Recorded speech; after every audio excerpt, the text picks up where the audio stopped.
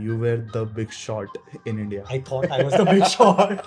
It was a beginner's luck. Beginners luck तो था, भाव भगवान है जैसा जो बोलते हैं। तो कुछ भी हो रहा हो, अपना एक व्यू है कि यार गिरेगा, बट अगर भाव बढ़ रहा है तो हो सकता है अपना व्यू गलत। And of the day price supreme है, तो लेजी लोग के लिए यहाँ जगह नहीं है actually. It's the toughest way to make easy money, right? And market lazy लोग को निकाल देगा। मैं ट्रेन में था तभी एंड मेरे फादर का फोन आया, लाइक विवेक लोअर सर्किट है। मुझे इतना खराब लगा अच्छा, you put नहीं था आपके पास? क्योंकि मैं राइट था बट कैपिटल नहीं था उस समय। तब इजी था क्या आईपीओ में स्टॉक्स मिलना? क्योंकि अभी तो नहीं मिल पाते हैं काफी लोगों को। I'm hopeful that something is happening. Regulators are finally recognizing this something algo trading. Photo देखा एक जन का कि ऐसे बीच पे बैठा हुआ है, कंप्यूटर पड़ा हुआ है और पैसे वैसे तो बहुत बना रहा है। मुझको लगा लाइफ ऐसी होगी एल्गो ट्रेडिंग, बट ऐसी है कि नहीं है? आपको क्या लगता है? हेलो फ्रेंड्स, आज हमारे साथ गेस्ट है mister Vivek Gadodia sir. He is a founder and CEO of RBT Algo Systems. He helps in creating algos and provide consultation about algo trading systems. He has also previously worked with HSBC and Mutual Fund Central, right? And right now he is a visiting faculty at BSc Training Institute and NSE Academy. So to start with, Vivek sir, हम आपसे सबसे पहले ये जानना चाहेंगे कि आपने trading कैसे स्टार्ट करी, कैपिटल मार्केट्स में कैसे एंटर किया, एंड इवेंचुअली फिर आप बाद में एल्गो ट्रेडिंग की तरफ कैसे बढ़े? सो नमन, आई थिंक मेरी जर्नी भी बहुत लोगों की तरह कैश मार्केट से शुरू हुई।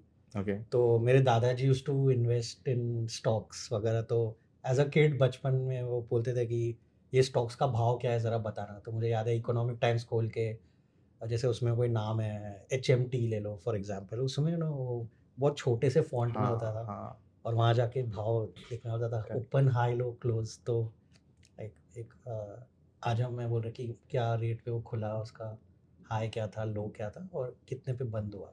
आई थिंक वो मेरी अर्लीस्ट मेमोरीज है। और Okay. फिर आई थिंक 2002-3 में मैं जब मैंने शुरुआत मेरी करियर की ये कंपनी CMC लिमिटेड से, जो टाटा ग्रुप ने फाइनली अक्वायर की। तो मैं एक IT इंजीनियर की तरह वहाँ ज्वाइन किया और वहाँ सब लोग थोड़ा स्टॉक्स वॉक्स में करते थे, IPOs में। मैंने तब तक एक्चुअल इन्वेस्ट या ट्रेड कभी किया नहीं था। तो फिर एक IPO चल रहा था, बैंक ऑफ महाराष्ट्र का था उस Okay. समय। This is 2002-3, right? हाँ 2002-3 बिल्कुल। जब आप अब अगर हम देखें, बुल रन आने ही बुल वाला रन था. आने वाला था, राइट? हाँ. और वो 2000 का .com क्रैश हाँ. हो गया था।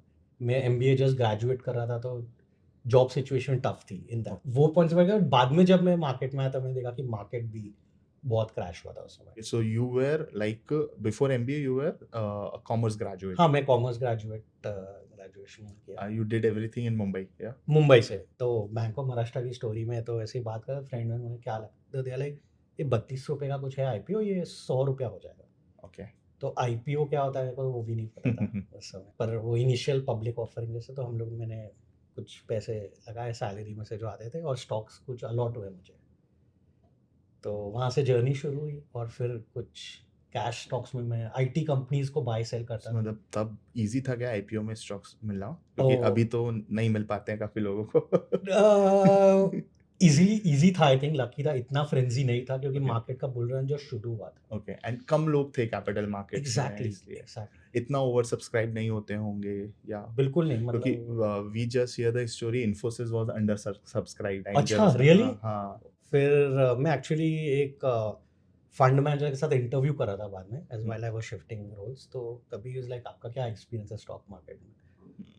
तो मैं बड़े मतलब ऐसे थोड़े इन्फॉर्म ज़्यादा है वैसे, मुझे सर बैंक ऑफ महाराष्ट्र करके है, इक्विटी रिसर्च की पोजीशन थी। तो सर ये 100 रुपया होने वाला है। तो he start laughing, fund manager बोले, Vivek, it takes 10 years to identify company की वो इन्वेस्टेबल है कि नहीं, हमको बहुत रिसर्च करना पड़ता है, ये बहुत सारी चीज़ आती है। बट आप बिलीव नहीं करोगे, 2007 के पीक तक बैंक ऑफ महाराष्ट्र 96 या 97 टच हुआ था। ओके. 4, 5, 6, 7 में बहुत बड़ा बुल रन था ग्लोबल, तो सब कंपनीज काफ़ी ऊपर गए थे, तो वो भी गया। And you made a good amount of money there. तो मैं स्टॉक्स बाय सेल करते रहता था और मैं अलग अलग दूसरी टेक स्टॉक्स भी करता था। For the size of money I was putting, salary में से थोड़ा सा पोर्शन जाता था। आई was making a good return in that percentage. Was a beginners luck या फिर like I what would you से बिगनर्स लक तो सॉर्ट ऑफ था, हाँ लक एलिमेंट था। लकीली मैंने एक रिपोर्ट पढ़ी थी रेयर एंटरप्राइजेस की रिसर्च रिपोर्ट 2003-4 में कि इंडिया अभी वो फेज में है जहाँ यूएस अर्ली 80s में था, एक बड़ा बुल रन आएगा। एंड राकेश जूनवाला जी के तो मतलब सॉर्ट ऑफ फैन थे। तो that was the time also like India shining की बातें होती थी हाँ, बहुत राइट इंडिया शाइनिंग था अभी। इनफैक्ट 2004 में एक लोअर सर्किट भी लगा था मार्केट में जब वाजपेयी गवर्नमेंट थी। Correct okay but overall theme was shining and if you see 2002 के बेस से 7 में आपको पता है 10 गुना करेक्ट 15 गुना एवरेज हो जैसे अभी हम्म की सॉर्ट ऑफ एक फेज आज एक दो दिन छोड़ के अगर हम बोले जनरली एक जो हम्म। फेज हम देख रहे हैं एंड वैसा था। तो luckily I was doing okay. But फिर आपने कभी ना कभी आपको एक रियलिटी भी पता चली होगी like this is not how market works failures भी देखे होंगे आपकी कैसी जर्नी रही उसमें फिर आप कैसे आपने आइडेंटिफाई किया okay this is what I have to do that is algo trading तक आप कैसे पहुंचे हाँ, तो अभी तो ये रोजी पार्ट था। अब पूरे कोई भी चीज में खाली रोज या खाली थॉर्न्स नहीं, I think it's all Got it. Mix. तो अब हाँ। थॉर्नी पार्ट स्टार्ट हुआ। हाँ तो 2007 वात में सब प्राइम क्राइसिस चालू हुआ था यूएस में। हम्म तो मेरा कॉल भी ऐसा ही थोड़ा था कि भाई अब ये मार्केट बहुत ओवरहीट हो गया है एक तरह से। तो जुलाई 2007 में मैंने अपने सब स्टॉक्स बेच दिए। जो भी मैं करता था ये वो इन आउट थोड़ी होल्डिंग्स थी थोड़ा ये इन आउट सब स्क्वायर ऑफ कर दिया और यूएस मार्केट गिरने लग गया। बट इंडियन मार्केट का सबसे बड़ा फ्रेंजी जो हम बोलते हैं कि मार्केट एकदम जहाँ स्टॉक्स 3-4 महीने में 5 गुना 8 गुना हो रहे हैं, right? वो हुआ जून जुलाई 2007 से दिसंबर 2007 तक। ओके तो एक total disconnect from America India. तब यूएस मार्केट्स को ट्रैक किया जाता था इंटरनेशनल मार्केट्स अपने इंडियन ट्रेडर्स ट्रैक कर पाते थे हाँ, वो था आई थिंक वो through news through news websites. हाँ इवेंचुअली आप देखोगे तो as you start becoming in market आप पढ़ते हो देखते हो तो हाँ ये एक आम आदमी भी आप समझो एक ट्रेडर देखते रहता है जो मार्केट में, क्योंकि सब मार्केट में एक तरह से कनेक्शन तो है, रिलेशन करेक्ट ग्लोबलाइजेशन ग्लोबलाइजेशन। और फिर सुबह उठो तो क्या चाहिए, मॉर्निंग कप के साथ यू वांट टू नो डाउ में क्या हुआ है क्या वो has been there I think. Okay okay interesting. Yes then like आपने देखा कि there is a disconnect in हाँ, द यूएस और मार्केट इन और इंडियन मैं तो मार्केट बेरिश हो गया था। हाँ। मेरा व्यू था कि भाई अब सब गिरेगा क्योंकि सब प्राइम क्राइसिस है, उसका इफेक्ट पूरे वर्ल्ड पे होगा। तो मुझे शॉर्ट जाना था मार्केट। अब शॉर्ट कैसे करें, इक्विटी में तो ओवरनाइट शॉर्ट में कर नहीं सकता हूँ। मुझे स्टॉक बेचना है कि मार्केट गिरेगा तो मुझे फायदा होगा। तो एक चीज़ समझ में आई, डेरिवेटिव्स करके होता है एफएनओ, सुनने में आया तो बोला चलो ऑप्शंस करके कुछ है जहाँ पुट ऑप्शन अगर आप खरीदोगे तो जब मार्केट गिरेगा तो पुट ऑप्शन बढ़ेगा। तो वो पुट ऑप्शंस ले लिए। तो you were the big shot in India I thought I was the big shot till I realize that वो फ्रेंजी आया। आप सब जब मार्केट ऊपर जाएगा तो पुट का तो लॉस होगा, एकदम लॉस करना होगा और मेरे काफ़ी प्रॉफिट्स और वाइप आउट हो गए ओके जून से दिसंबर, क्योंकि मैं शॉर्ट करते जा रहा था और मार्केट ऊपर जा रहा था। कुछ आइडिया भी नहीं था कि रिस्क मैनेजमेंट क्या होता है, या I was okay, I was not very reckless in that way amount. But ये अलग हो सकता है कुछ या दो डिस्कनेक्ट हो सकता है, वो कभी कॉन्सेप्ट ही नहीं प्रैक्टिकली देखा था। तो वो एक बहुत लर्निंग लेसन था कि and of the day price supreme है, भाव भगवान है जैसा जो बोलते हैं। तो कुछ भी हो रहा हो अपना एक व्यू है कि यार गिरेगा, बट अगर भाव बढ़ रहा है तो हो सकता है अपना व्यू गलत हो for the short term. But trader के लिए तो वो जब आपका लॉस आ रहा है आपको या तो काटना पड़ेगा या एग्जिट हो जाएगा, अनलेस स्टॉक्स जहाँ आप होल्ड कर रहे हो अगर गिर रहा है मार्केट आप खड़े। तो वो बहुत बड़ा लर्निंग लेसन है। और फिर जैन 2008 में आपको पता है क्या फॉल होना चालू हुआ और फिर 21 जनवरी 2008 को लोअर सर्किट लगा मार्केट।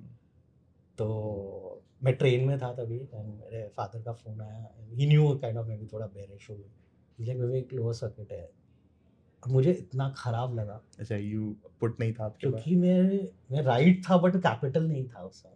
तो वो एक लेसन था कि being right in market and trading and making money are two different things. Trade what market says don't trade what you think exactly we are मतलब तब समझ में आया कि कोई एग्जिस्टेंस ही नहीं है अपना, तो मार्केट मतलब बहुत बड़ा सोचिए वो लर्निंग थी। So eventually then you realize ki what is trading is, and then you started exploring something more after that, like Yeah, so then actually in the crash, वो crash चला अक्टूबर 2008 तक as a Okay. whole, हम्म, जब Nifty 60% कुछ correct हुआ था peak से। Basically उस समय फिर इंडिया पे जो इफेक्ट है सब प्राइम का, जो हम्म, फाइनली लग रहा था कि इंडिया पे नहीं आएगा, हम्म, इंडिया शील्डेड है, इंडिया कुछ अलग ही स्टोरी है, डीकपल हो गया, वो हम्म। वर्ड था, वो थियरी फॉल्स हुई और इंडिया मार्केट भी गिरा और उसमें जो एक्सेस बना था वो भी करेक्ट होके फिर वो अपने जो उसको गिरना था गिरा। और काफी सारे बिजनेसेस आउट हुए थे, अभी तक रिकवर नहीं कर पाए वीसी जो उस वक्त प्राइसेस थे, जो सुजलॉन एनर्जी। हाँ, ओ बट मतलब बहुत स्टॉक्स है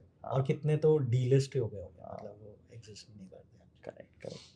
Then eventually this is 2008. हैं। Then तो how you got like तो okay.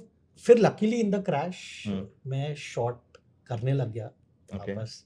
एंड एक अच्छी चीज थी, मैंने स्टॉक्स में लॉन्ग नहीं था, हम्म, तो क्योंकि मेरा थीसिस बेरिश ही था राइट एज अ होल, जो टर्न आउट हुआ ट्रू इन अ वे। हम्म। तो I didn't lose money while others were losing in that sense, but और शॉर्ट्स थोड़े जो बाद में करा था that started working my extend. That thing एक कॉन्फिडेंस दिया होगा आपको कि like yes I can read markets well, मैंने पैसा नहीं बनाया। That was actually a good thing in अ हाँ, वे, बिकॉज काफी लोग को wrong kind of as a whole था। हाँ, in that sense I think वो थोड़ा सा कनेक्ट अच्छा था कि हाँ ठीक है, मतलब हाँ, हाँ, एक कॉन्फिडेंस क्या है कि and of the day independent thinking बहुत मैटर करती है इधर। got it. हाँ, एंड कई मैनेजर्स ने भी शेयर किया बाद में कि इट वाज ग्रेट लर्निंग। हर एक को अपनी लर्निंग मिलती है, देखो लूजिंग में पीरियड में ही लर्निंग आती है, एक्चुअली विनिंग में लर्निंग। सो मेरी लर्निंग जुलाई 7 से दिसंबर 7 में थी, जहाँ मेरा लॉस हो रहा था तो Correct. किसी और का गेन हो रहा होगा हाँ, मैनेजर का। फिर वो फॉल में उनकी लर्निंग हुई होगी कुछ, और वो सर्किट लगा था 2009 इलेक्शन में, हम्म, तब luckily I had some long calls और काफ़ी डिसेंट पोजीशन थी compare to the salary I was making. अच्छा, this time तो you were working I was still working and in market, and in market, but market was not a full time activity, right? हाँ, मतलब तो मैं एक company join किया था MF global MF करके, जो Global, उसका yeah. नाम है ग्लोबल सिटी, जो एक हेज फंड की स्पिन ऑफ हो के एक ब्रोकिंग कंपनी थी जो हेज फंड से निकली थी। Okay. हेज फंड वो है जो ट्रेडिंग स्ट्रैटेजीज वगैरह करते हैं। तो वहाँ मुझे एक्चुअली काफ़ी सीखने मिला अबाउट दिस एक अलग वर्ल्ड। तो this was 2008, I join actually on budget day 2008 का। और मेरा फर्स्ट एंड एक्सपीरियंस था कि मैं एक इंस्टीट्यूशनल ट्रेडिंग रूम के अंदर घुस रहा हूँ। तो मेरा रोल टेक्नोलॉजी में था, मैं टेक्नोलॉजी सिस्टम सपोर्ट करने में, डेवलप करने में था। और But you are not a techie by education or background, then like how so you transition? हाँ, मैंने आई थिंक अच्छा शायद बोला नहीं, कॉमर्स के बाद मैंने एमबीए किया इन सिस्टम्स। अच्छा, तो मेरा थोड़ा फाइनेंस प्लस, और मैं एक आईटी इंजीनियर के तरह ज्वाइन किया। So I got practical experience of okay, building system coding and Mhm. programming and technology, okay, and I had some financial experience and I don't, so my role was blend of finance and got technology. it. Perfect for algo trading. Probably yeah, it is actually perfect for it. Then you learned about quant or algo systems in MF Global in 2008, and I think after this subprime crisis only algo trading ज़्यादा popular हुई. हाँ, because most funds के तो loss हुए जब वो fund जो mutual fund equity PM है जो भी आप बोलो, Hmm. जो लॉन्ग ओनली हम बोलते हैं कि जो मार्केट ऊपर जाएगा वो पैसे बनाएंगे, फिर जब मार्केट गिरेगा तो हेज फंड्स, कुछ हेज फंड्स है जिन्होंने बहुत प्रॉफिट बनाया। Okay. और मैं भी जब शॉर्ट्स जो ट्रेड्स में था वहाँ थोड़ा प्रॉफिट बना। तो आई सॉ कि you can make money in falling market, हाँ, and actually a lot of money in falling market if you play it right. ये algo trading होती क्या है? इसको अगर किसी को स्टार्ट करना है तो कैसे स्टार्ट कर सकते हैं? शुरुआत में कुछ प्री रिक्विजिट्स होते हैं क्या? क्या आपको कोडिंग आना ज़रूरी है? क्या आपको बहुत सारा डेटा रीड करके क्रंच करना पड़ता है? ये क्या है? हमें क्या डेटा एनालिसिस का भी रिक्वायरमेंट होता है? क्या है एग्जैक्टली पूरा एल्गो ट्रेडिंग का सिस्टम? हमें सब कुछ बता दीजिए आप। जब हम को कोई स्टॉक्स बाय करना है तो हम एक मूविंग एवरेज यूज़ कर सकते हैं, okay, moving average crossover, simple एक इंडिकेटर। Simple indicator.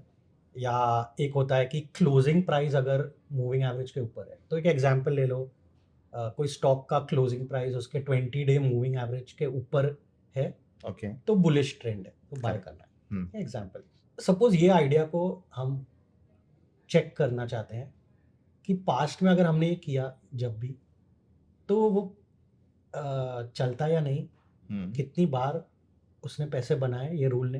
हम्म और इतना तो समझ गया कि यार सब जानते होंगे काफ़ी कि मार्केट ऊपर नीचे दोनों साइड मूव होता है, और आपका सिस्टम कभी भी कोई भी रूल है वो हमेशा राइट नहीं होगा। खाली आपने बाय किया उससे कोई फ़र्क नहीं पड़ता मार्केट को, उसको गिरना है तो वो गिरेगा, राइट। तो अपने को स्टॉप एग्जिट कहाँ करना है, जब ट्रेड अपने फेवर में नहीं जा रहा। ओके तो एक एग्जाम्पल है एग्जिट रूल। उसी को स्टॉप लॉस बोलते हैं। एग्जैक्टली, उसको स्टॉप लॉस बोल दो कि अगर क्लोजिंग प्राइस 20 डे के नीचे बंद हुआ तो मैं निकल जाऊँ। हम्म ठीक है, ये एक पूरा रूल हो गया, हम्म एंट्री एग्जिट। हम्म अब इसी को इसके साथ एक चीज़ और डिफाइन करनी है कि, तो हमने क्या डिफाइन किया, क्या लेना है। हम्म निफ्टी एग्जाम्पल, कब लेना है, 20 डे के ऊपर गया तब, हम्म कब निकलना है 20 डे के नीचे गया। बट एक और क्वेश्चन और बच गया, what do you think? Profit कब बुक करूंगा मैं? हाँ, वो एक तरह से स्टॉप लॉस के साथ भी आ गया, आपका ट्रेलिंग स्टॉप लॉस जैसा हो गया ये। हाँ बट कितनी क्वांटिटी लेनी है वो करेक्ट, भी, पोजीशन साइजिंग। Position size. हाँ एग्जाम्पल, आज अगर हम 1 लाख रुपीज़ के साथ अगर निफ्टी पे कुछ स्ट्रैटेजी टेस्ट करना चाहते हैं, तो निफ्टी 50 रुपीज़ का अगर हमको मिलता है एक शेयर, एग्जाम्पल, तो 1 लाख डिवाइड बाय 50, उतने शेयर्स हम ले सकते हैं। ओके तो इसको हम बोलते हैं अब बैक टेस्टिंग, पिछले में जाके ये रूल को चेक करना। ओके और इसी रूल को कोड कर दूंगा तो ये बन गया एक एल्गो। एल्गो है algorithm. Algorithm is nothing but a set of rules जो मैंने मशीन्स को बता दिए हैं कि मशीन लाइक जो मेरे दिमाग में है वो मैंने मशीन को बोल दिया है, you have to buy at this time, अगर ये कंडीशन मैच होती है तो you have to exit at this time. Okay और इतनी प्राइजेस इतनी क्वांटिटी आपको लेना है, simple, this is algorithm. Just like if you want to make Maggi, क्या रूल्स है? वो लिख दिया आपने, कोड कर दिया, करेक्ट, सिंपल। बट मुझे आप एक चीज़ बताओ, लोगों को ज़रूरत क्यों पड़ी एल्गो ट्रेडिंग जैसी चीज़ इजाद करने की, डिस्क बनाने की? क्या इंसान के दिमाग में जो रूल है वो काफ़ी नहीं थे जो मशीन को रूल बताना पड़ रहा है? जब हमने कुछ रूल्स को टेस्ट किया, ऐसे ही चेक किया मैंने, तो तभी मैं फॉर्मली टेक्निकल एनालिसिस मुझे इतना आता नहीं था, तो मैं एक फ्रेंड के साथ कोलैबोरेट किया जो CMT था। CMT यानी चार्टर्ड मार्केट टेक्नीशियन। ओके उसको टेक्निकल्स का ज्ञान है ज़्यादा, बहुत deep. Technicals means indicators, indicators, trends, trends, exact.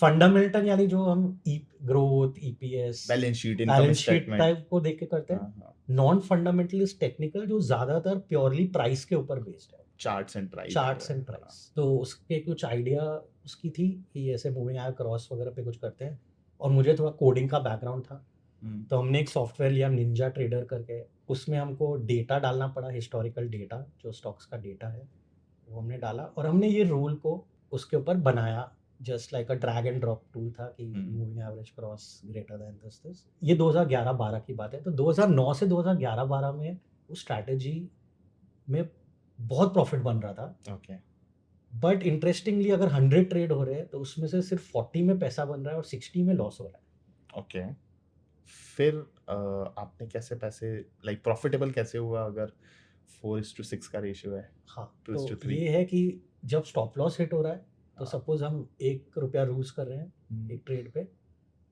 On उसके कंपैरिजन में जब प्रॉफिट हो रहा था एक ट्रेड पे हम ₹2.5 बना रहे थे अराउंड। Got it. तो विन रेट कम था but risk reward ratio ratio favour में हायर था। था, एग्जैक्टली। वो एक आई ओपनर था। हाँ क्योंकि जो हम आमतौर पे डेटा क्या ट्रेड करते हैं, या हम इसको, कई लोग ट्रेडर्स हैं जो इसको डॉक्यूमेंट करके जर्नल में लिखते भी है, बट आई थिंक बहुत कम लोग करते हैं रियलिटी में। बट आप कुछ भी कर रहे हो, प्लीज़ अपने प्रोसेस का आप विन रेट, दो चीज़ चाहिए, विन रेट क्या है और फिर RR क्या है, आप ये निकालोगे तो उसमें एक बहुत इंसाइट मिल जाएगा अबाउट आप जो भी कर रहे हो।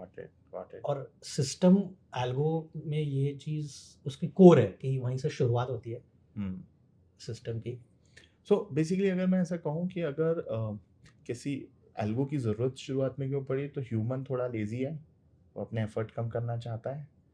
उसने सोचा मैं सोच रहा हूँ और फिर ट्रेड करने के लिए खुद बटन क्लिक कर रहा हूँ, व्हाई नॉट मशीन खुद क्लिक कर दे, तब तक मैं वीडियो गेम खेल लेता हूँ। हाँ, मतलब मैंने एक्चुअली, हाँ, मेरे को ऐसा लगा था, मैं एक फ़ोटो देखा एक जन का कि ऐसे बीच पे बैठा हुआ है, कंप्यूटर पड़ा हुआ है और पैसे वैसे तो बहुत बना रहा है अपेरेंटली दिख के, और ड्रिंक पी रहा है, उनको लगा लाइफ ऐसी ही होगी, एल्गो ट्रेडिंग बट बन ऐसी गया। है कि नहीं है? आप आपको क्या लगता बताइए। है? सो बेसिकली क्या ये पूरी स्ट्रैटेजी जो आपने बैक टेस्ट करके आइडेंटिफाई करी है, I am sure market change होता होगा and you need to do adjustments in your strategy. How do you identify कि ओके ये जो ड्रॉडाउन है ये नॉर्मल ड्रॉडाउन नहीं है, now I have to go and revisit the strategy, change it और come up with a new strategy?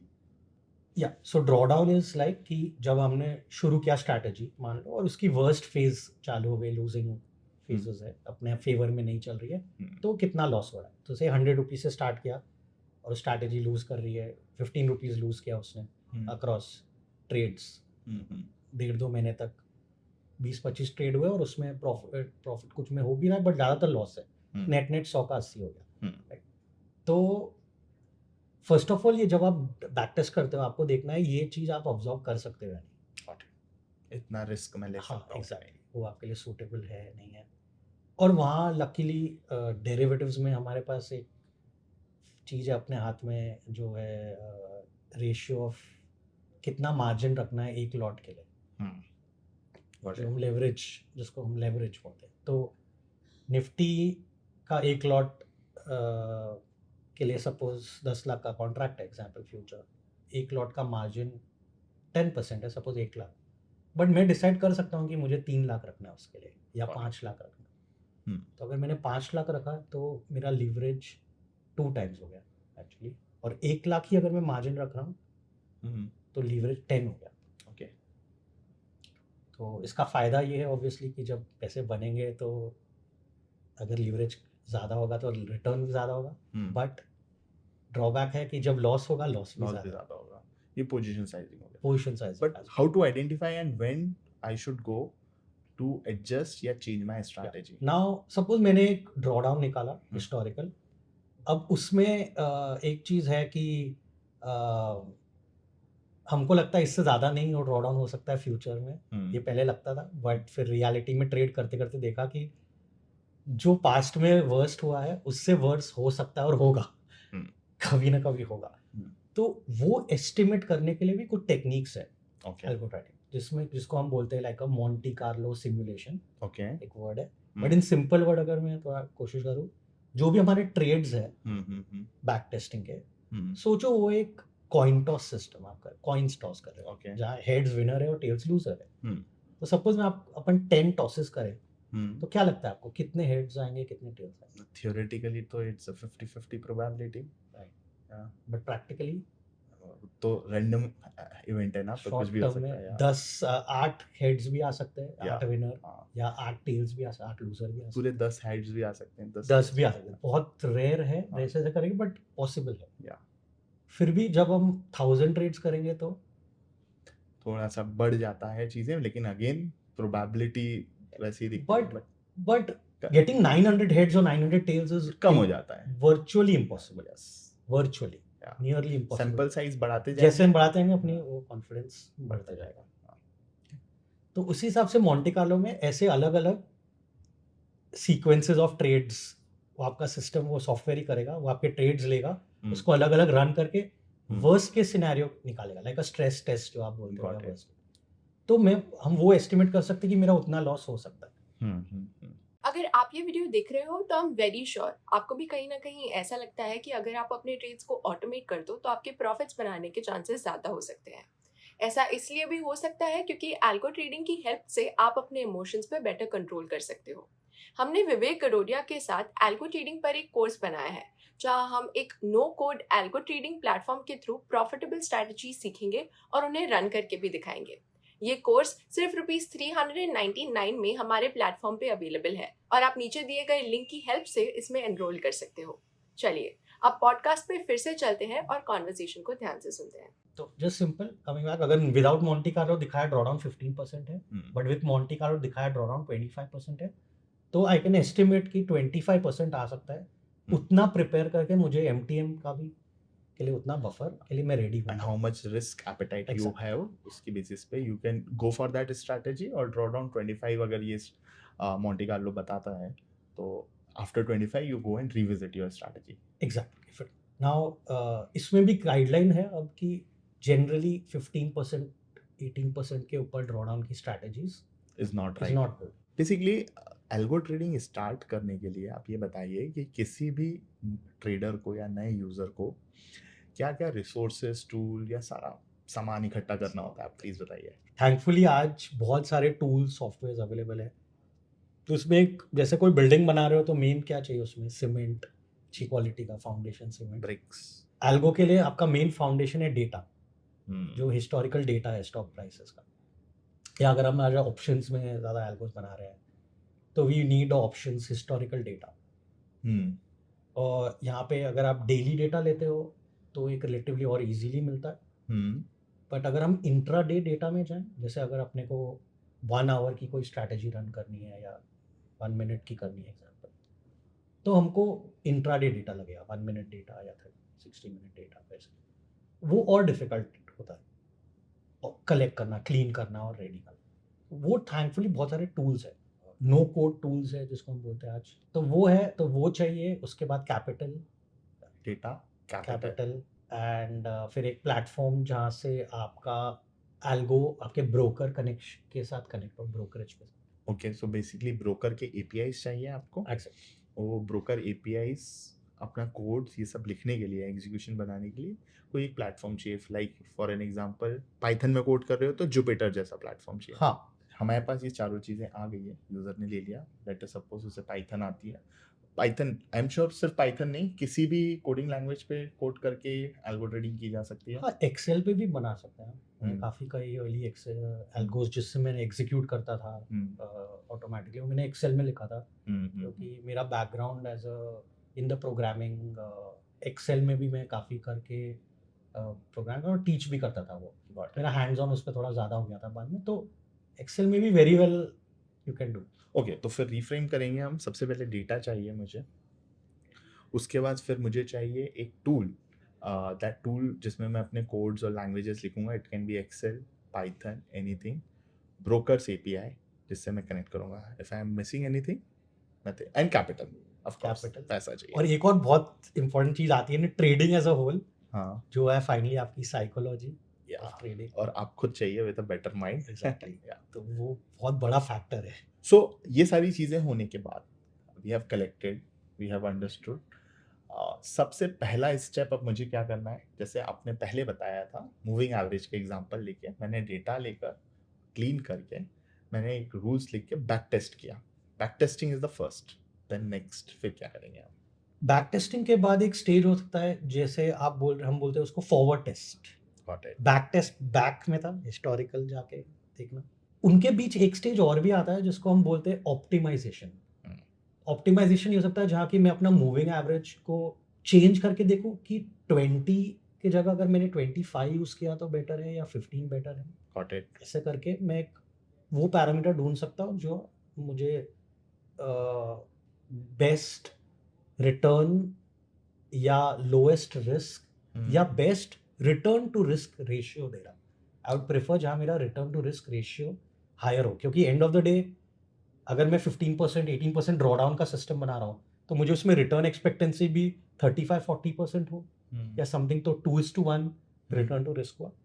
तो optimisation के बाद फिर हम इसको लाइव मार्केट में, जैसे आपने बोला, अप्लाई करेंगे विदाउट चेंजिंग द रूल्स। ये एक थोड़ा इंटरेस्टिंग फेज हो जाता है, क्योंकि आपको जो करना है आप पहले रूल चेंज कर लो, ठीक है, ऑप्टिमाइज कर लो। अब उसको आपको कसौटी पे ये खरा उतरेगा कि नहीं, टाइप वाला वैसा है। तो रियल मार्केट में अब ये क्या कर रहा है, कैसे बिहेव कर रहा है, गॉट इट। उस स्टेज को आप करो तो जहाँ आपको 10-15 ट्रेड कम से कम आ रहे हो, 5-10 ट्रेड आ रहे हो, तो उससे आपको एक आइडिया आएगा कि आपने जो बनाया है वो एक तो सही काइंड ऑफ कैसा चल रहा है, विन लॉस रेशियो क्या आ रहा है ये फेज में, प्रोटोटाइपिंग। प्रोटोटाइपिंग। सो हमने 3 स्टेजेस की बात कर ली है। सबसे पहले इज द बैक टेस्टिंग, और बैक टेस्टिंग से भी पहले अगर कोई स्टेज रखेंगे टू मेक द रूल्स और समथिंग। हाँ, उसको आप बोल सकते हैं हाइपोथेसिस टेस्टिंग बोलते हैं, आइडिया फॉर्मुलेशन। ठीक है, तो कॉन्सेप्ट क्या है? first is the conceptualization, the idea formation, then there is a back testing part, then there is a optimization, then forward testing. You are helping to put it, आप काफी अच्छा structure में कर रहे No, हो। whatever you are saying, just summarizing. Because, yeah. So after forward testing, then what? अब forward हो गया, अब सपोज उसके बाद आपको अगर लगता है कि ये फेज में कुछ चेंज करने की जरूरत है तो आप करो, नहीं तो at the stage of forward testing क्या हम कोडिंग कर चुके हैं? क्या हम पाइथन या हाँ, एक्सेल में ये लिख एक बहुत चुके हैं? इंटरेस्टिंग है। कई बार रिक्वायरमेंट आती है कि आप फॉरवर्ड टेस्ट करके दो और फिर बाद में कोडिंग करेंगे, हाँ, बट कोडिंग के बिना बनाए बिना फॉरवर्ड टेस्ट भी कैसे करेंगे, राइट? तो got it. कोडिंग प्रोसेस चालू ही हो जाता है। हाँ, नंबर इफ यू थिंक ना, coding actually is nothing but आपने बोला, हाँ, जो आपके दिमाग में थॉट प्रोसेस है, हाँ, जब आप वो सोचना चालू करते हो, in a way you are already a coder. yes, correct. Okay, खाली बात ये है आप उसको इंग्लिश या हिंदी या मराठी या जो भी भाषा में आपके रूल है, हाँ, या बंगाली, उसके जगह आप कंप्यूटर की भाषा में आप उसको बता रहे हो बाद में, पर Correct. You automatically have to start the thinking process of coding right from conceptualization stage. Correct. And after like forward testing, we are live in the market. ये फॉर टेस्टिंग हो गया, ऑल ओके। हम्म। फिर broker का API connectivity वाला part आता है, जहाँ आपको एल्गो को ब्रोकर के एपीआई के साथ कनेक्ट करना है। उसमें एक डिपेंडिंग ऑन द प्लेटफॉर्म जो आप यूज़ कर रहे हो, आपको हो सकता है कि पहले आप हिस्टोरिकल डेटा आपके पास था, बड़ा आपके पास Live. लाइव डेटा आएगा, तो उसमें जो फ्लो होगा एप्लीकेशन का वो थोड़ा सा अलग हो सकता है लाइव जाने के लिए, ऑर्डर भेजने के लिए, बट आपका जो लॉजिकल वाला पार्ट है वो सिमिलर Same होगा जो आपने बताया।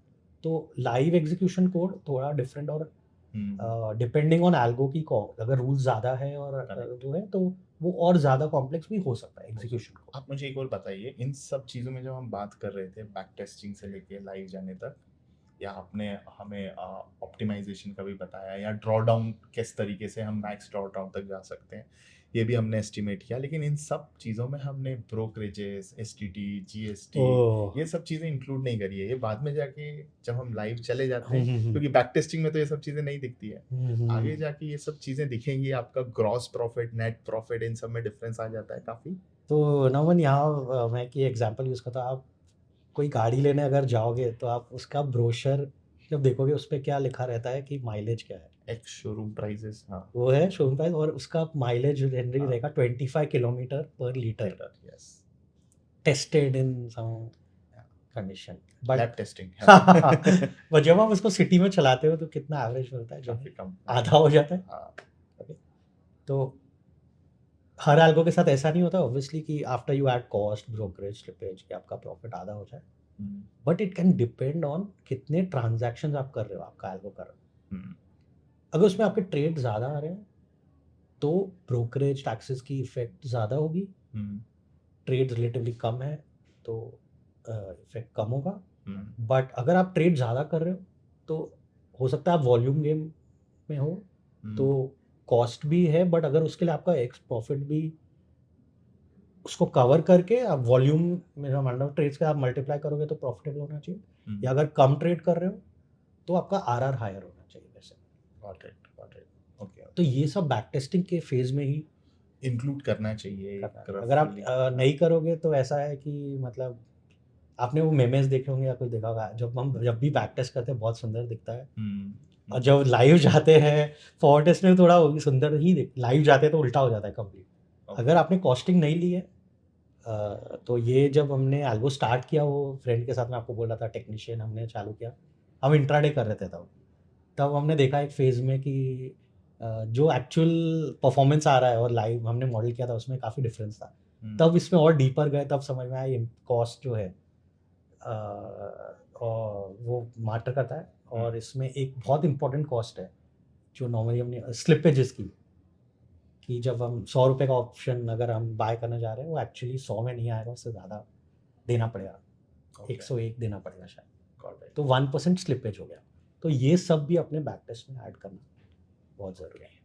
अब एक मैं इम्पॉर्टेंट एक क्वेश्चन पूछ लेता हूँ जो सबसे ज़्यादा लोगों को लगता है कि मैंने एल्गो ट्रेडिंग कर लिया तो अब तो बैठे बैठे मेरा पैसा बनेगा, क्या ये सच है? आप पहले ये बताइए कि एल्गो मैंने एक सब्सक्राइब कर ली या ले लिया है, या मैंने एक एल्गो बना ली है, अब मुझे कुछ नहीं है, आँख बंद करके सो जाना है और मेरा आइलैंड का विजुअलाइजेशन हो रहा है, मैं आइलैंड खरीद, algo is working for me, ऐसा वाला है। It might work till it stops working, मतलब ये चलेगा तब तो एक फेज के लिए चल सकता है, जब तक ये नहीं चले, मतलब इन लॉन्ग अदर वर्ड्स ये हमेशा के लिए नहीं होगा। Okay, the problem will be अगर किसी और की एल्गो सब्सक्राइब कर लिए तब तो और ज़्यादा प्रॉब्लम है. Like it's not your logic, it's not your rule. You have just given money to someone to manage. You have given money to algo to manage your money. तो क्या ये problematic चीज़ है? तो यहाँ पे अगर when you're giving money to someone, you first of all evaluate that person, process जो भी है, और फिर आप उसका रिस्क रिटर्न एक्सपेक्टेशन देख के क्या खराब हो सकता है, क्या आ सकता है, वो देख के आप डिसीजन लेते हो. Correct. तो then you leave it on that till आपके मेट्रिक्स मीट, जब तक वो रिस्क लिमिट में है, या आप कुछ वो प्रोसेस में आप बिलीव कर रहे हो, मैनेजर जिससे सबसे इंडिकेट कर रहा है वही कर रहा है. बट अगर आप खुद का प्रोसेस बना रहे हो तो यही चीज़ें आपको खुद करनी पड़ेगी. तो I think the two are different in a way. आप आज हम एक म्यूचुअल फंड्स में आप प्रोसेस में डाल रहे हैं तो वी नो कि एक एक्सपर्ट है, so expert, non-expert, I don't know what you want to say, but they have some experience of risk market cycles, and they can understand certain things, and they work hard for managing that. तो lazy लोग के लिए यहाँ जगह नहीं है actually. Correct. It's the toughest way to make easy money. Right? And market lazy लोग को निकाल देगा. तो इससे एक चीज़ और समझ में आई है, हम फंड मैनेजर साइड तो जाएंगे, बट द पार्ट इज खुद एल्गो ट्रेडिंग करनी है मुझे, तो मुझे इजी मनी नहीं है. I have to work hard, I have to think hard, I have to back test hard, I have to forward test hard, and then I have to code hard and deploy it. Because it's your hard-earned money. Hard-earned money, correct. But the problem जो सबसे ज़्यादा face करते हैं, I don't know coding, I don't know how to code, I know trading, but I don't know how to code, I don't know how to work with C++ और Python और JavaScript.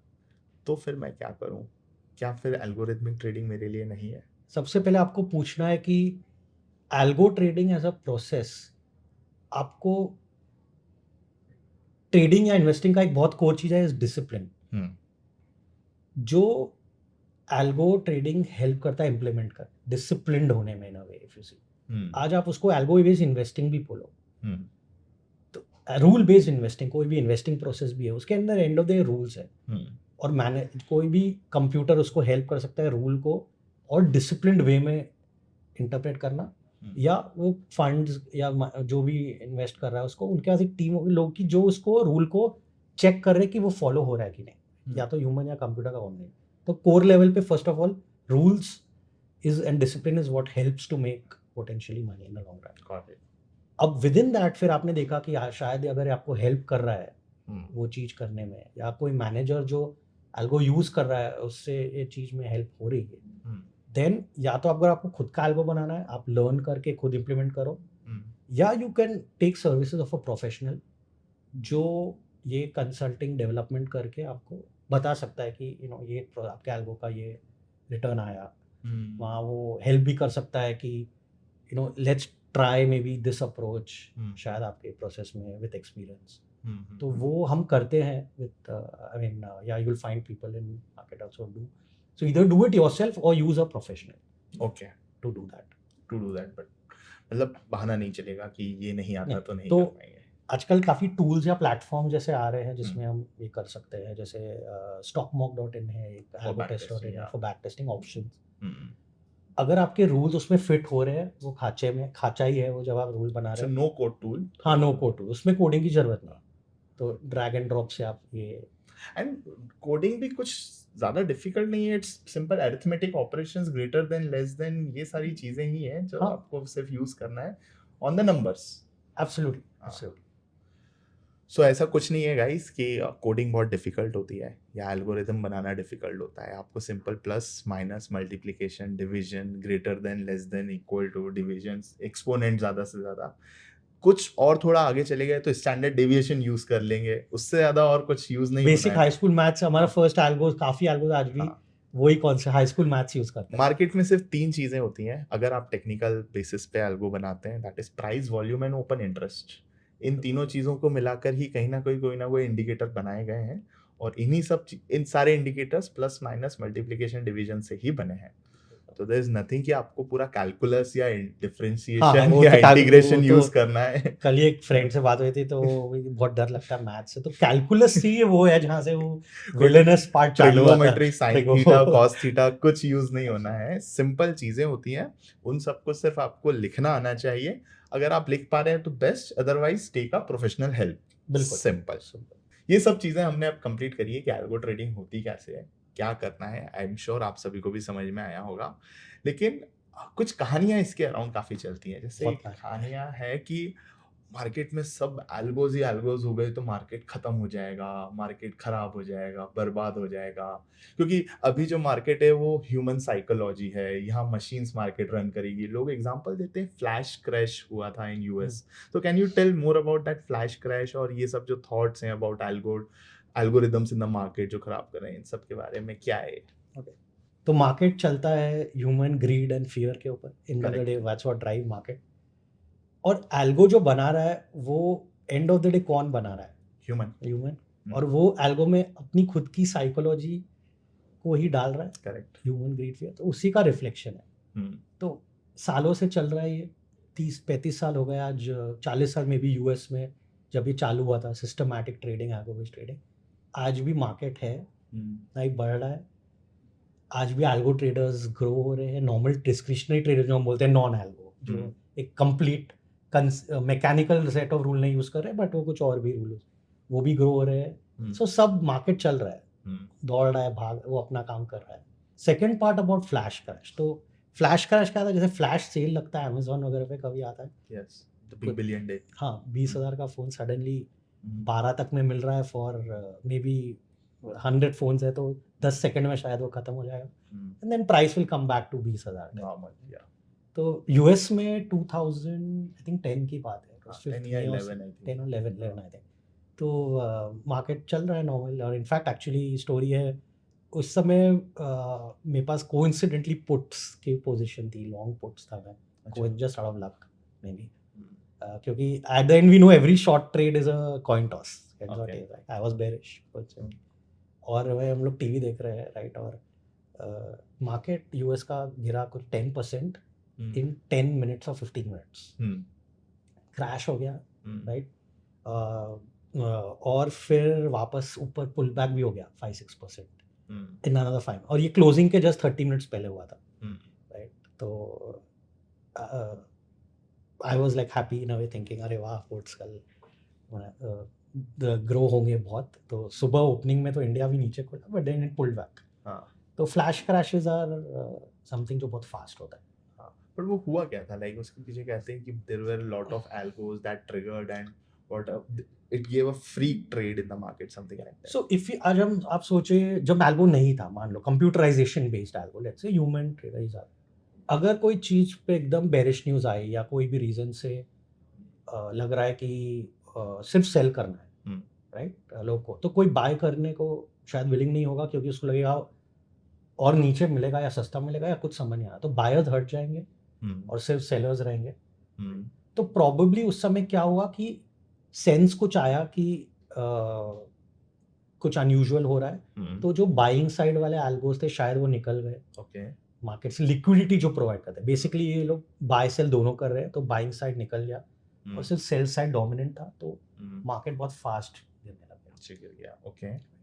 और फिर I think rules भी उसके बाद आए कि अगर कोई मार्केट मेकर है, मार्केट मेकर जो बाय सेल कोड दे रहा है, उसको कम से कम 90 या 95% ऑफ द टाइम मार्केट में रहना है, कोड देना पड़ेगा।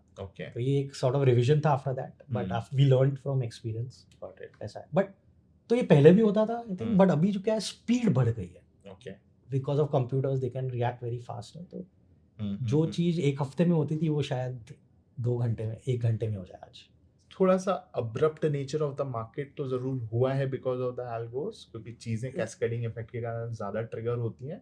जैसे फॉर एन एग्जांपल, अगर कोई स्टॉप लॉस हिट हुआ है और उसको शायद सिर्फ 1 रुपए मूव होना था, एल्गोस के कारण वो 5 रुपए तक मूव हो जाता है। Absolutely right. तो it is in the short term, if you say, it is a sea change. जो 2010 का मार्केट या 2005 का मार्केट या 2015 का भी मार्केट, इंट्राडे मार्केट के साथ आप कंपेयर करेंगे, अभी मार्केट काफ़ी बदल गया। एंड दिस इज वेयर एक ट्रेडर को हमेशा अपने टोज पे होना है कि मार्केट में क्या हो रहा है, क्या चल रहा है, लाइक आपका प्रोसेस चल रहा है या उसको अगर थोड़ा ट्वीक करना है तो कहाँ ट्वीक करना है in line with market. Not that every time वो अगर लॉस आ रहा है तो आप चेंज करते जाओ, बिकॉज दैट इज समथिंग कि आप जस्ट जंप कर रहे हो एक चीज प्रोसेस से दूसरे. बट कुछ फंडामेंटली अगर मेजरली चेंज हो गया है मार्केट में compare to your process, then you may have to give a rethink and tweak it. But या आपको छोटे छोटे चेंजेस जरूर दिखेंगे, बट ऐसा कुछ नहीं है कि अब्रप्टली मार्केट में एल्गोरिदम्स बढ़ने के कारण मार्केट का नेचर ही चेंज हो गया है. हाँ, because because human nature change नहीं होता है correct, at the core level. क्योंकि वो एल्गोस जो है it is nothing but a human psychology and human behaviours only. It's just that कि थोड़ा सा ह्यूमन का जो इमोशन वाला पार्ट है वो थोड़ा साइड आ गया है. Absolutely. At max you can say, but there are still humans playing the role. Yes, and in short term, you could be non-algo में you could be competing against a algo or a robot. Correct. ऐसा सोच लीजिए. in a way. And You're there are playing with the also, computer. yeah, and there are also robots competing with each other. But what if, like as you said, कि अभी जो algorithms बना रहे हैं वो humans बना रहे हैं. What if algorithms बनाए जिसे हम Okay. AI बोल देंगे, like artificial intelligence, कि there is a neural model, LLM model पूरा बना है, मशीन लर्निंग के थ्रू पूरा डेटा उसने रीड किया, लर्न किया, खुद सीखा, एंड देन खुद ने वो एल्गोरिदम बना के मार्केट में आया. That time things will be like very hypothetical question. I don't know how this will be. Actually ये I don't- सबके लिए नया है in हाँ, some way. हाँ. शायद जो लोग डीपली AI पे काम कर रहे हैं उनके लिए इतना नया नाज नहीं है, बिकॉज चैट जीपीटी आ गया है और चेंजेस बहुत स्पीड में हो रहे हैं AI वर्ल्ड में. तो बट कुछ लोग मेरा एक्सपीरियंस लिमिटेड ही है ये एरिया में. हमने कुछ ट्राई किया था एक दो एल्गो AI बेस्ड. ये इंटरेस्टिंग एक्चुअली. हमने बैक टेस्ट किया, ठीक है. तो हमने एक मॉडल लिया और हमारा विन रेट आया 73% कुछ. मतलब हम प्रेडिक्ट कर रहे थे हर मिनट में निफ्टी ऊपर जाएगा या नीचे जाएगा, या बैंक निफ्टी था शायद. 73% win rate, very high profit, RR भी अच्छा. और उसको फॉरवर्ड टेस्ट में जब किया ना तो 50-50 हो गया था. इसका मतलब हमने क्या किया, वो डेटा पे कोई एक एल्गो या model without our understanding being so deep कि वो क्या कर रहा है, वो जस्ट वो डेटा में कुछ फिट करके एक पैटर्न निकाल दिया उसने, जो पास्ट में तो चल गया बट रियलिस्टिक नहीं था, तो फ्यूचर में नहीं चल. However there are many set of people जो इसको मेनी नहीं बोलूँगा, फ्यू है, but who understand this along with the domain of finance and stock market. उनको AI का, मशीन लर्निंग का भी ज्ञान है, तो वो इसको कंबाइन करके कुछ और एडवांस चीज़ें भी कर रहे हैं जो सक्सेसफुल भी है. पर वो सेट बहुत लिमिटेड है. इनफैक्ट यहाँ मैं बोलूँगा आई थिंक 9-10 में से 9 जो हमें दिखता है आज, वो शायद इसको हम बोलते हैं कर्व फिटेड, जो मैंने आपको बोला प्रोसेस है. पास्ट में तो चल गया, फ्यूजन जाए, बट ये एक गेम चेंजर जैसा चीज़ हो रहा है और ये अफेक्ट करेगा मार्केट को definitely. After this buzzword of AI, मैं another buzzword की तरफ जाना चाहता हूँ, Okay. जिसे बोला जाता है in the trading world co-location. Okay. ये क्या है co-location चीज़ क्या है? क्या अधिकतर एल्गो ट्रेडर या HFT ट्रेडर भी कहा जाता है, किसे क्वांट ट्रेडर्स भी कहा जाता है, ये सब लोग अपने एल्गोस कोलो पे डिप्लॉय करते हैं, co-location सर्वर पे डिप्लॉय करते हैं. तो आप ये बताइए, HFT, क्वांट, एल्गो, ये सब क्या एक ही चीज़ है? और ये कोलो क्या चीज़ है?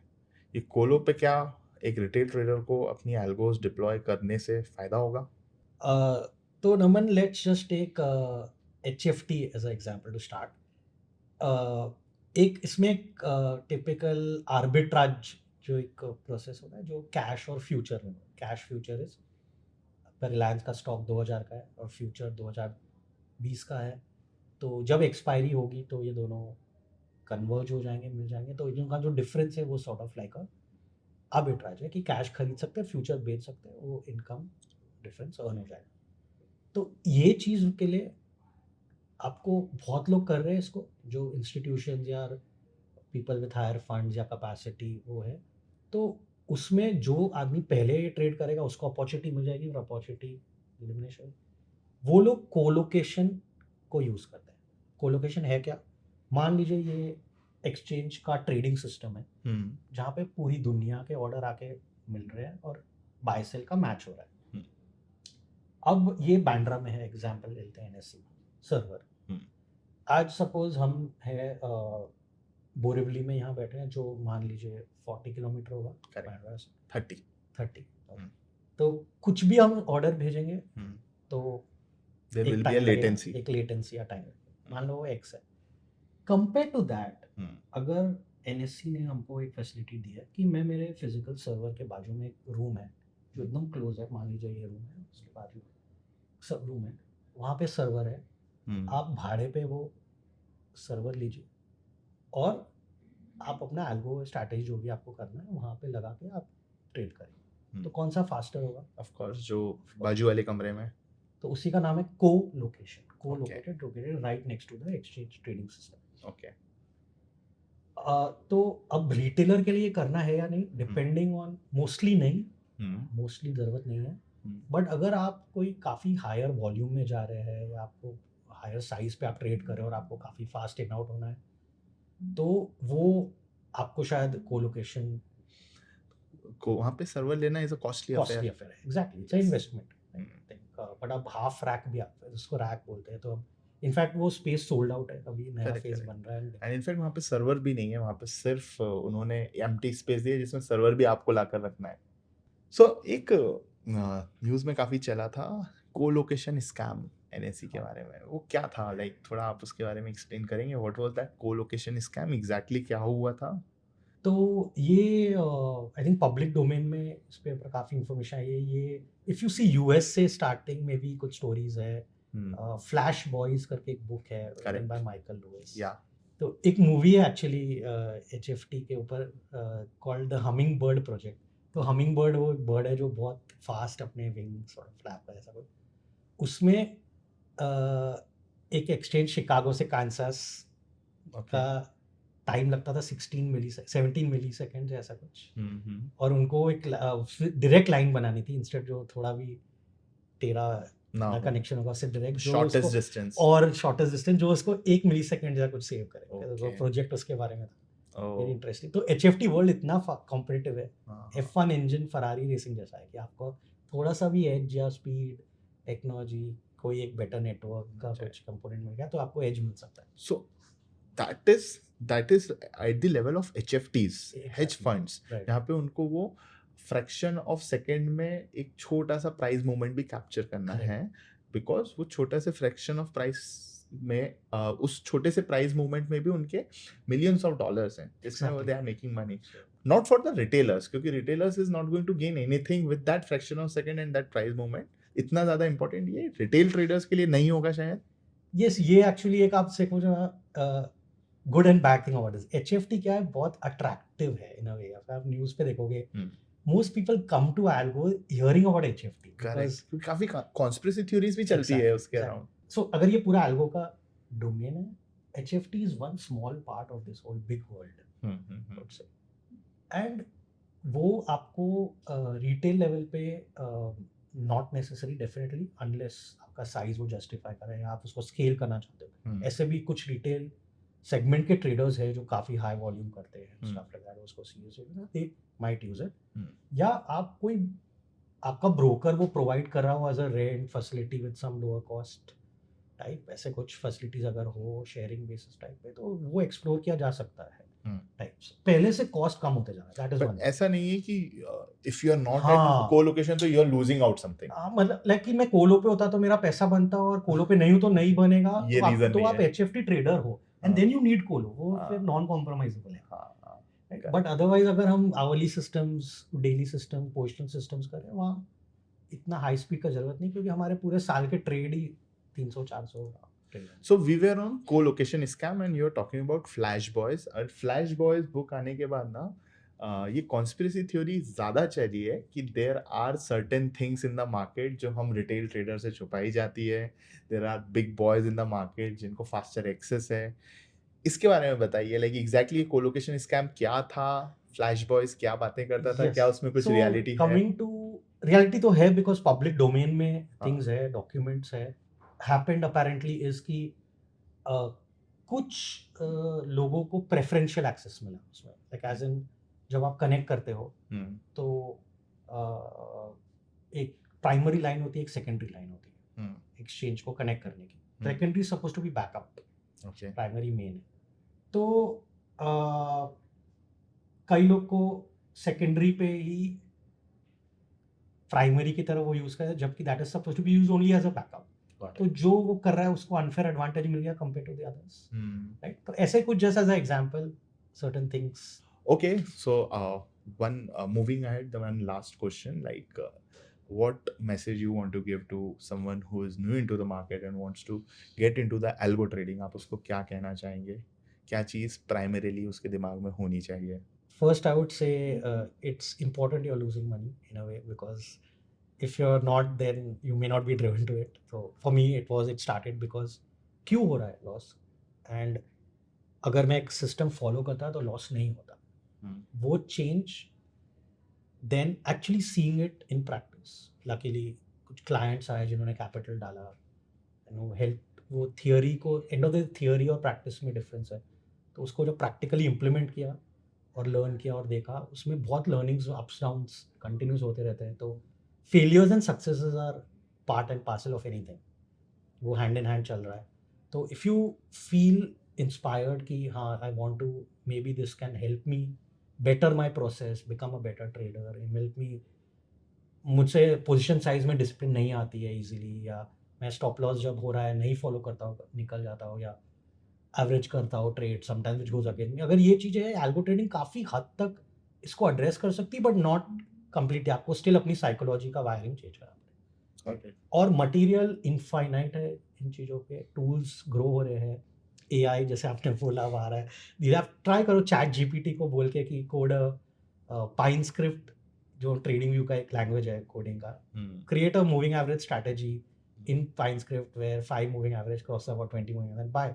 वो आपको कुछ खांचा दे देगा काफ़ी हद तक. तो वो हो रहा है. And lot of youngsters in the sense of engineering colleges, specially Delhi NCR region, around few college, Bangalore, there are Gujarat के कुछ, they are very keen about it. There is a talks going on with the SEBI and regulators and regulation. काफ़ी कुछ आने वाला है. So काफ़ी लोग confused हैं, क्या होगा, algo trading legal रहेगी कि नहीं, क्या brokers के open APIs बंद हो जाएंगे, क्या कुछ परफॉर्मेंस वैलिडेशन एजेंसी जैसा कुछ लेकर आ रहे हैं, क्या है एग्जैक्टली? आप थोड़ा सा लाइट थ्रो करेंगे, समराइज करेंगे what exactly SEBI wants to do and किस डायरेक्शन में हम आगे जा रहे हैं? उन्होंने जब डिस्कशन पेपर निकाला था, I had also sent in my comments, this is what I think may help. क्योंकि उनका मेन कंसर्न्स क्या है, एक है जैसे आपने बोला कि मिस सेलिंग या मिस गाइडिंग भी हो, कि ये एल्गो में कोई शॉर्ट रिटर्न है या गारंटीड रिटर्न है. SEBI wants the awareness of education to be there, कि आप क्या चीज़ में घुस रहे हो, क्या रिस्क है, क्या रिवॉर्ड हो सकता है. See that, be aware. Second is retail कर सकता है या नहीं एल्गो. ओपन एपीआई जो आपने बोला, वो अभी भी एक ग्रे एरिया है. Over the years it has been still grey. But अब जो स्पीड में या जो इंटेंसिटी से लोग इसको यूज़ कर रहे हैं, इट्स अबाउट टाइम कि सेबी फास्ट एक्ट कर रही है to come up with some idea towards. The SEBI is involving a lot of people from industry, brokers, I think algo traders, platform providers, and taking feedback. What should we do? How should we do that? And hopefully kuch aayega. But the difficult part for me to think, or what is, agar open API band ho jaye, right? So it's like is it helping us to, are we going to go back in time too much? Those are questions. Okay. So let's just hope for the best, a good future. And I'm sure the regulators are very, very aware. Yeah. And I think the regulators right now understand things, particularly from the tech point of view. Exactly. They know ki what's forward looking. They are forward looking. They are trying to say that you do as much as awareness about it before you get in, and then finally onus to end of the day we are responsible for ourselves in that way. Correct. But regulators trying to make that system formalize process or organize करके and make people more aware about it. And they really want education. Correct. And we are thinking from our point of view, but regulators think big for the bad moles also. Absolutely. They have to yes. Okay. So let's just hope कि there's going to be a good future for algo trading. I'm hopeful that something is happening. Yeah. Actually, I'm optimistic that it's moving in a direction जहाँ Regulators are Regulate- finally recognizing this something Yeah. algo trading. Yeah. So this is a typical ritual we do on our podcast. So we are going to do a rapid fire. आप बताइए one trading book जो सबको read करनी चाहिए. Market Wizards by Jack Schwager. New Market Wizards. New Market Wizards also. T और coffee आप क्या choose करोगे मार्केट में अलर्ट रहने के लिए? Tea 80% time, coffee 20% time. कोई particular reason like? Just like that. I have more of tea, but कभी-कभी coffee भी. ओके. बुल और बियर मार्केट आपको क्या ज्यादा इंटरेस्टिंग लगता है? Any market that moves. Okay, nice. अगर आप आपके यंगर सेल्फ को एक एडवाइस देना चाहोगे तो वो क्या होगी? Position size पे ज़्यादा ध्यान दो भाई. ओके, क्यों लगता है ऐसा? इतना इम्पोर्टेंट क्या है? वो बहुत ज़्यादा important है, more than rules. More than rules, positions and money management comes from there. Okay, but like इसका अभी तक आपके दिमाग में कुछ like I'm just wanted to understand your psychology, like position sizing में like if I'm confident about particular trade or thing तो मुझे और बढ़ा देना चाहिए, I'm under confident, क्या इसके पीछे उसका logic? very basic thing that works is जब आप what I'm implementing now also after learning through कि when you're making money you can be little more aggressive. Hmm. Automatically आपकी size becomes as a percentage of your money. But when you're losing, it's better to go defensive and reduce size. Got it. अगर आपको किसी famous trader dead और alive के साथ dinner पर जाने का मौका मिलता है तो आप किसके साथ जाना Ed चाहोगे? Sikota, Okay, why like he's the best trader probably. So Market Wizards में his interview inspired me a lot hmm. and very very inspired. I'm just inspired as I Most challenging aspects of trading? the mental part I think. Yeah. The psychology, the soft skill. And I think it's also mental part जब आपके process के साथ match हो जाता है वो challenge कम हो जाता है. अगर आप कुछ ऐसा कर रहे हो जिससे आपका साइकोलॉजी और प्रोसेस मैच नहीं हो रहा है तो चैलेंज ज़्यादा आता है. बट अगर वो नेचुरल या आपने उस पर काफ़ी काम किया है और आप इम्प्लीमेंट कर रहे हो तो it is not as much more but then following that with discipline consistently and not being lazy और just saying the day you feel मुझे लगता है कि मुझे आ गया या एल्गो ने क्रैक कर दिया वहाँ ख़त्म हो जाता है. एंड मैंने काफ़ी ऐसे ट्रेडर से जब बात करी है लोगों को देखता हूँ दे क्रेव मोर अबाउट कि यार ब्रोकर का सिस्टम चला नहीं, मतलब not talking about anyone but in general in general, या फिर ये इंडिकेटर मुझे नहीं मिला या मेरे पास इसका पेड सब्सक्रिप्शन नहीं है या मुझे टिक बाय टिक डेटा चाहिए ये वो. आई थिंक कि more than that it's about what you think in your head, because लोग बिना इन सब के भी एक समय पे बैनियन ट्री के नीचे ट्रेड कर रहे थे, है ना? राइट. तो ये सब चीजें तो आ गई है for your better services, but it's more about what soft skill आपके दिमाग में है. The discipline one part can be the confidence the confidence about the trade another part, or being honest to yourself. That is I think the heart of what जो आपने बोला, be true to yourself. You know कि यार market is going against you and still you are not cutting your stop loss. That's and market has no memory or doesn't care about you. मतलब कल भी जाके मैंने अगर follow नहीं किया process it will correct exactly kill. And one trading myth you would like to bust? Bully market, सिर्फ bull market में पैसा बनता है. हाँ, correct. With this, like we are into our podcast, and like I always believe trading is more like a sports.